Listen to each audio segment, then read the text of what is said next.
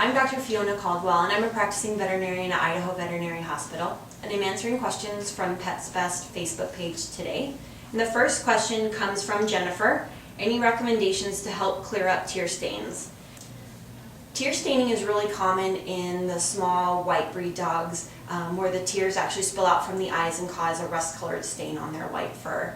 Using a product that's meant for tear staining can be effective, something like Angel Eyes, which has an antibiotic in it. It's a mild antibiotic called tylosin that can be used somewhat long-term and sometimes provide some relief from this.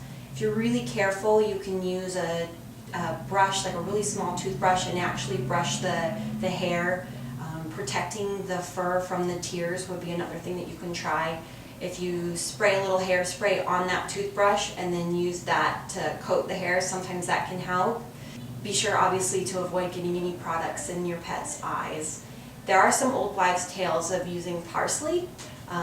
You could try it. It might not work, but it certainly isn't going to hurt. You would want to use just either dried or fresh parsley, probably about a half a teaspoon or so sprinkled on the food. And some people say that works really well too. The next question comes from Pam, who says, I have a very spoiled 1.5-year-old Border Collie lab mix that was diagnosed with a knee problem, which resolved, but the anti-inflammatory medications messed up her appetite. Pam made her human meals and used hamburger and grilled chicken to get her to eat, and now she refuses her dog food.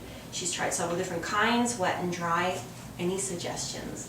This is really common. Dogs are smart, especially Border Collie type dogs. These guys are really smart, and they know that if they refuse their dog food, eventually you're going to cave in and give them people food. So what I would have you do is kind of get your resolve together. She's not going to starve herself. I would put her dog food down. If she doesn't eat it, you pick it up and you feed it to her for dinner. And I would do this for at least 48 hours. If she doesn't eat anything in 48 hours, you might contact your veterinarian about what to do next. You can make sure that there isn't something else going on with her medication that's causing a serious problem. Most dogs will eat when they're hungry.